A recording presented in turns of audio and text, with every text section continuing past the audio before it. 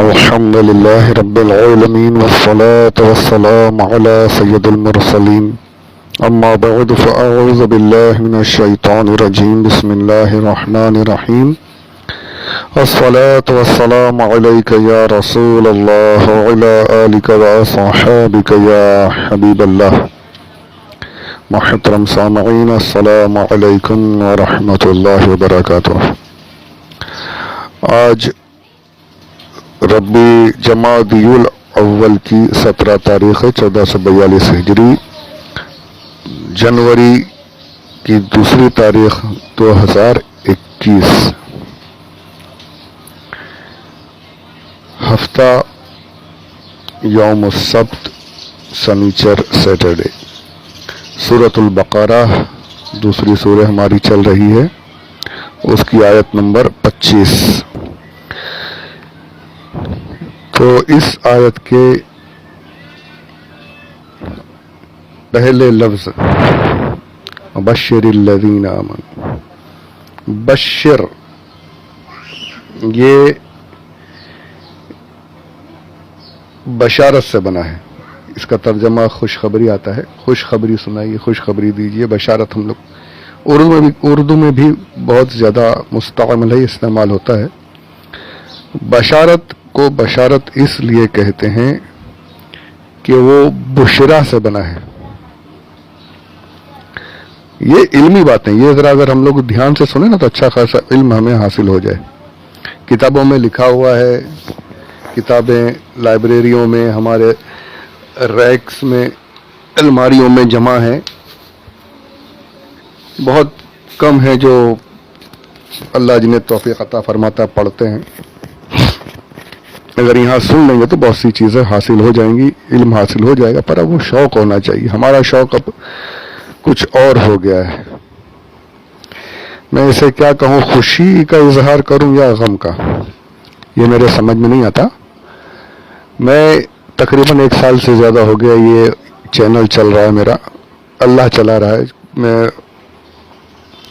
400-500 audios اب تک load ہو چکے ہیں، اپلوڈ کر چکا ہوں. آپ یقین مانیے اب تک اتنے یہ 1 سال سے اوپر کے عرصے میں ٹوٹل ویوز جو ہیں وہ 6500 کے قریب ہیں، یعنی 1 سال کے عرصے میں.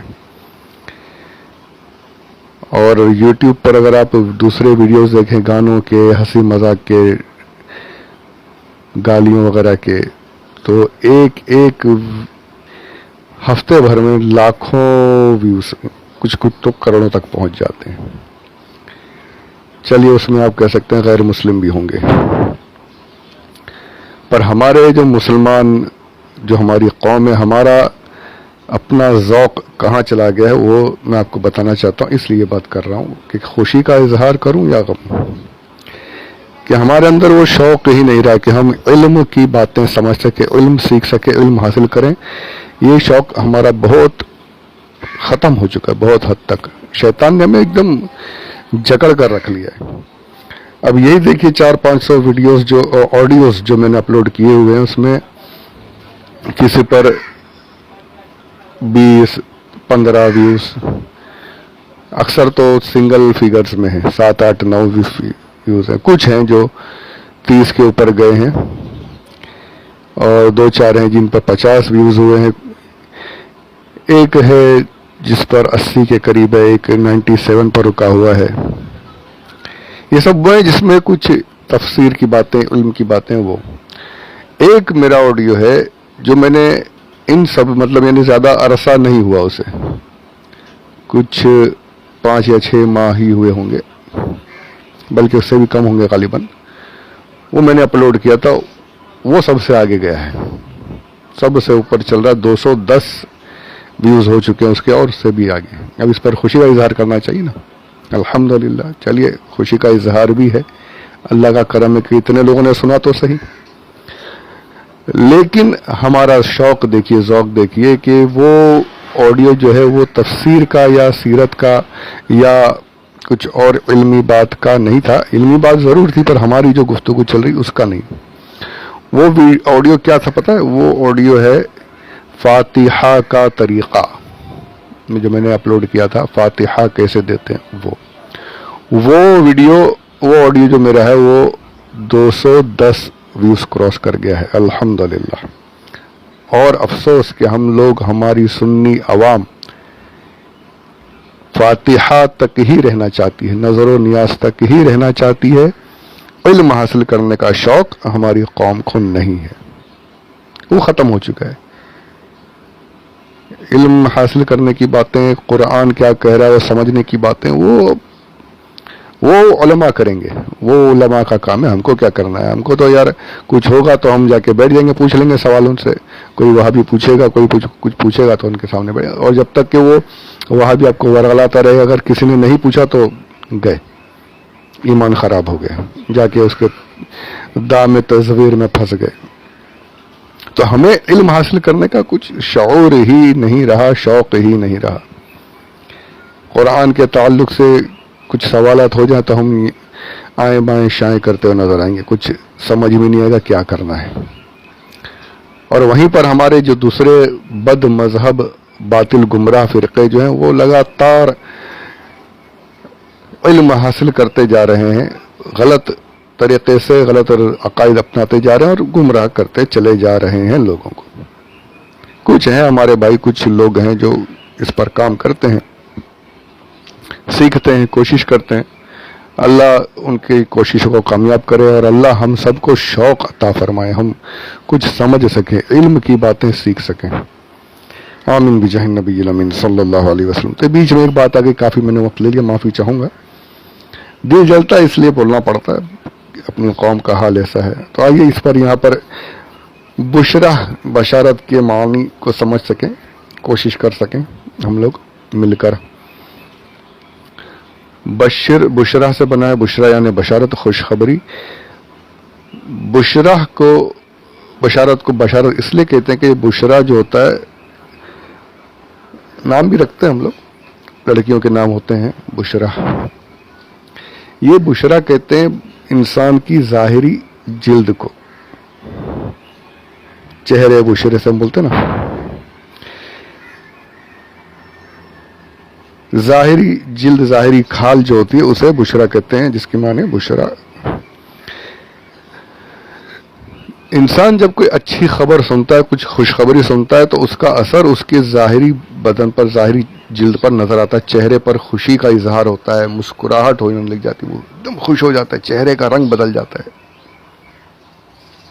خوشی کا اظہار کرتا ہے، ایک دم زیادہ بہت اچھی خوشخبری ہو تو اچھلنے کودنے لگ جاتے ہیں۔ اللہ سب کو خوشخبریاں سنائے، اللہ ہمیں حج کی سعادت کی خوشخبری سنائے، اللہ ہمیں مدینہ المنورہ پہنچنے کی خوشخبری سنائے، آمین بجاہ النبی الامین صلی اللہ علیہ وسلم۔ اچھے کام کاج شروع ہو گئے، اس کی خوشخبری سنائے، کورونا وائرس ختم ہو گیا، اس کی خوشخبری اللہ ہم سب کو سنائے، تمام وبائیں ختم ہو گئی، اللہ اس کی خوشخبری ہم سب کو سنائے، آمین آمین بجاہ النبی الامین صلی اللہ علیہ وآلہ وسلم۔ تو خوشخبری جب انسان سنتا ہے تو اس کے چہرے پر، چہرہ سرخ ہو جاتا ہے، بدن ہونٹوں پر مسکراہٹ آ جاتی ہے، کبھی کبھی تو اور زیادہ بھی کرتے ہیں۔ تو انہیں خوشخبری سننے سے انسان کے جلد پر اس کا اثر، ظاہری کھال پر اس کا اثر نظر آتا، اس لیے اسے بشارت کہا جاتا ہے۔ بشرا کا معنی یہ ہے، بشارت، بشر، یہ بشر اس سے بنا ہے۔ اب اس پر ایک بات یہ بھی علمی بات سماعت فرما لیں کہ کوئی خبر جو خوشخبری وہی ہوتی ہے جو پہلی مرتبہ میں ہو۔ ایک خبر آئی خوشخبری، آپ خوش ہو گئے، بالکل آپ کو معلوم، ابھی معلوم ہوا تو آپ خوشی کا اظہار کیا آپ نے، یہ خوشخبری ہے۔ اب وہی بات آ کر کوئی اور بتائے تو اب یہ خوشخبری نہیں رہے گی، صرف خبر رہے گی۔ خوشخبری جو ہوتی ہے پہلی والی ہی ہوتی ہے، بعد میں جو ہوتی ہے خبریں ہوتی ہیں، بعد میں جو لوگ آ کر وہی چیزیں بتاتے رہے یہ خبر ہے۔ اس پر ایک فقہی مسئلہ بھی بہت سی کتابوں میں لکھا ہوا ہے، یہ تفاسیر میں، اب اس پر نہیں جاتے ہیں، اس کو آگے اسکپ کرتے ہیں، الگ بات ہو جائے گی وہ۔ ایک بات اور یہ تھی کہ حضور اکرم صلی اللہ علیہ وآلہ وسلم کو قرآن پاک میں بشیر فرمایا گیا ہے، بشیر و نذیر بولتے ہیں نا ہم لوگ، تو بشیر کا لفظ آپ کے لیے استعمال کیا گیا کہ آپ خوشخبریاں دینے والے ہیں اور ڈرانے والے بھی ہیں، پر ایک حساب سے آپ کو بشیر نہیں کہا جا سکتا۔ کس طریقے سے؟ وہ یہ کہ آپ جنت کی بشارتیں ضرور دیں گے، خوشخبریاں ضرور دیں گے، لیکن آپ اپنے بعد آنے والے کسی نبی کی خوشخبری نہیں دیں گے۔ کیوں؟ کیونکہ آپ کے بعد کوئی نبی ہے ہی نہیں، اور اس معنی سے آپ بشیر نہیں ہیں۔ آدم علیہ السلام بشیر ہیں، تمام انبیاء بشیر ہیں، اس معنی سے بھی حضور جنت کی بشارت خوشخبریاں دینے میں بشیر ضرور ہیں، لیکن نبیوں کی بشارت آپ نہیں دیں گے کیونکہ آپ کے بعد کوئی نبی ہے ہی نہیں۔ تمام دوسرے انبیاء وہ بشیر بھی ہیں کہ انہوں نے اپنے بعد آنے والے دوسرے نبیوں کی بشارتیں دی ہیں۔ حضور صلی اللہ علیہ وآلہ وسلم کو مصدق کہا جاتا ہے، کہا جا سکتا ہے، کہتے ہیں، یعنی اپنے سے پہلے نبیوں کی تصدیق کرنے والے۔ آپ نے اپنے سے پہلے نبیوں کی تصدیق کی ہے، ہمارا بھی ایمان ہے، ہم بھی تمام نبیوں کی تصدیق کرتے ہیں، الحمدللہ۔ تو حضور مصدق ہیں انبیاء کے بارے میں، لیکن بشیر نہیں ہے، آپ کے بعد کوئی نبی نہیں آ سکتا۔ اسی طریقے سے آدم علیہ السلام بشیر ہیں کہ آپ کے بعد دوسرے نبی، الحمدللہ رب العالمین، آپ کے بعد دوسرے نبی آئیں گے، انبیاء آئیں گے، آپ نے تمام کی بشارتیں دی ہیں، لیکن آپ مصدق نہیں، کسی نبی کی آپ نے تصدیق نہیں کی کیونکہ آپ سے پہلے کوئی نبی تھا ہی نہیں، آپ پہلے نبی، تو اس حساب سے آپ مصدق نہیں ہیں، بشیر ہیں۔ اور حضور اکرم صلی اللہ علیہ وآلہ وسلم اپنے سے پہلے تمام نبیوں کے مصدق ہیں، اپنے بعد آنے والے کسی نبی کے بشیر نہیں کیونکہ آپ کے بعد کوئی نبی ہے ہی نہیں۔ درود پاک پڑھیے، اللہم صلی علی سیدنا مولانا محمد وعلی آل سیدنا محمد وبارک وسلم، صلاۃ و سلام علیک یا رسول اللہ۔ اب یہاں پر تمام تفاسیر میں یہ کہا گیا کہ یہ آیت میں اس کا کس سے کہا جا رہا ہے، مامور کون ہے اس میں؟ بہت سے اکثر مفسرین نے یہی دو باتیں کہیں کہ یہاں پر سب سے پہلے تو حضور اکرم صلی اللہ علیہ وآلہ وسلم سے ارشاد پاک ہے کہ آپ بشارتیں سنائیے، مومنین کو آپ بشارتیں دیجیے،